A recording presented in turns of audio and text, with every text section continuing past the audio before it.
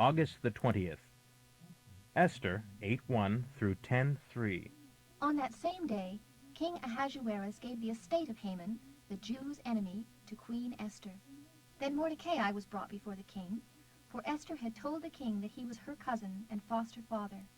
The king took off his ring, which he had taken back from Haman, and gave it to Mordecai, appointing him prime minister. And Esther appointed Mordecai to be in charge of Haman's estate. And now, once more, Esther came before the king, falling down at his feet and begging him with tears to stop Haman's plot against the Jews. And again the king held out the golden scepter to Esther.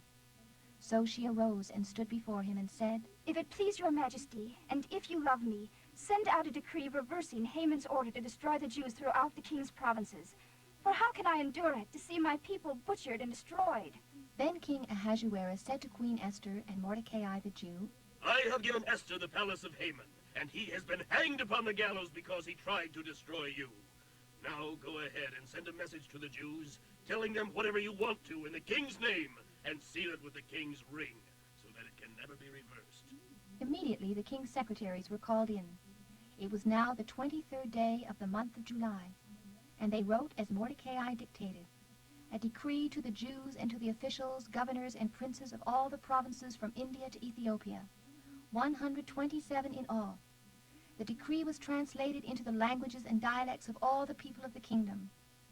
Mordecai wrote in the name of King Ahasuerus, and sealed the message with the king's ring, and sent the letters by swift carriers, riders on camels, mules, and young dromedaries used in the king's service. This decree gave the Jews everywhere permission to unite in defense of their lives and their families, to destroy all the forces opposed to them, and to take their property. The day chosen for this throughout all the provinces of King Ahasuerus was the 28th day of February.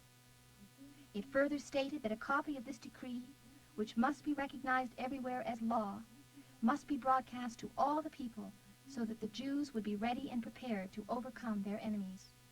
So the mail went out swiftly, carried by the king's couriers and speeded by the king's commandment. The same decree was also issued at Shushan Palace. Then Mordecai put on the royal robes of blue and white, and the great crown of gold, with an outer cloak of fine linen and purple, and went out from the presence of the king through the city streets filled with shouting people. And the Jews had joy and gladness, and were honored everywhere. And in every city and province, as the king's decree arrived, the Jews were filled with joy, and had a great celebration, and declared a holiday. And many of the people of the land pretended to be Jews, for they feared what the Jews might do to them. So, on the 28th day of February, the day the two decrees of the king were to be put into effect, the day the Jews' enemies had hoped to vanquish them, though it turned out quite to the contrary, the Jews gathered in their cities throughout all the king's provinces to defend themselves against any who might try to harm them. But no one tried, for they were greatly feared. And all the rulers of the provinces, the governors, officials, and aides, helped the Jews for fear of Mordecai. For Mordecai was a mighty name in the king's palace, and his fame was known throughout all the provinces, for he had become more and more powerful. But the Jews went ahead on that appointed day and slaughtered their enemies. They even killed 500 men in Shushan. They also killed the 10 sons of Haman, son of Hammedatha, the Jews' enemy, Parshandatha, Dalphon, Aspatha, Poratha, Adaliah, Aridatha, Parmashta, Arisai, Aridai, and Baizatha. But they did not try to take Haman's property. Late that evening, when the king was informed of the number of those slain in Shushan, he called for Queen Esther. "The Jews have killed 500 men in Shushan alone, and also Haman's 10 sons. If they have done that here, I wonder what has happened in the rest of the provinces. But now, what more do you want? It will be granted to you. Tell me and I will do it." "If it please your majesty, let the Jews who are here at Shushan do again tomorrow as they have done today, and let Haman's 10 sons be hanged upon the gallows." So the king agreed, and the decree was announced at Shushan, and they hung up the bodies of Haman's 10 sons. Then the Jews at Shushan gathered together the next day also, and killed 300 more men, though again they took no property. Meanwhile, the other Jews throughout the king's provinces had gathered together and stood for their lives, and destroyed all their enemies, killing 75,000 of those who hated them, but they did not take their goods. Throughout the provinces this was done on the 28th day of February, and the next day they rested, celebrating their victory with feasting and gladness. But the Jews at Shushan went on killing their enemies the second day also, and rested the next day with feasting and gladness. And so it is that the Jews in the unwalled villages throughout Israel to this day have an annual celebration on the second day, when they rejoice and send gifts to each other.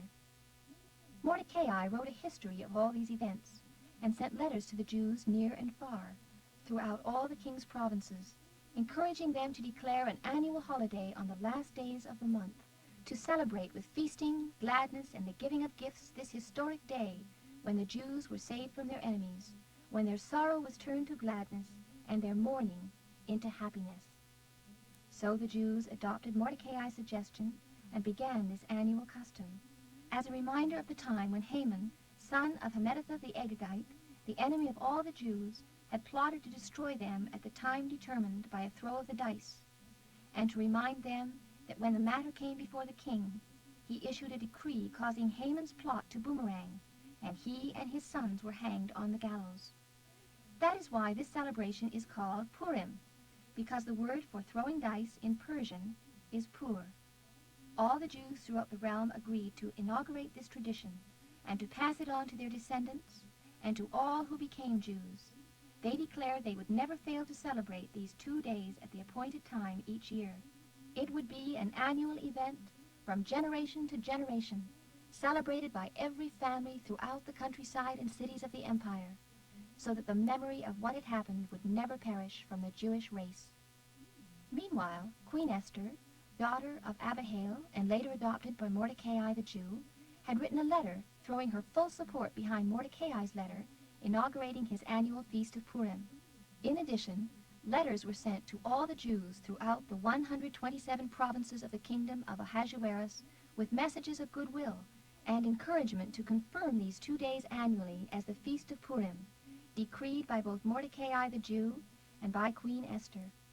Indeed, the Jews themselves had decided upon this tradition as a remembrance of the time of their national fasting and prayer. So the commandment of Esther confirmed these dates, and it was recorded as law.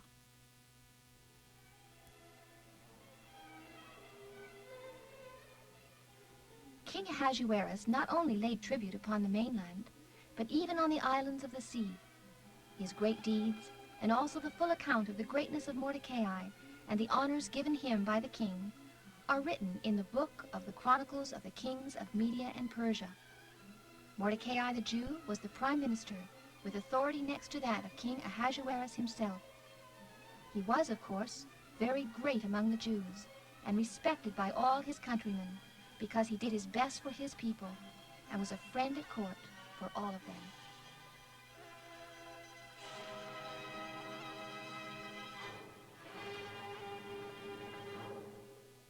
First Corinthians 12:27 through 13:13.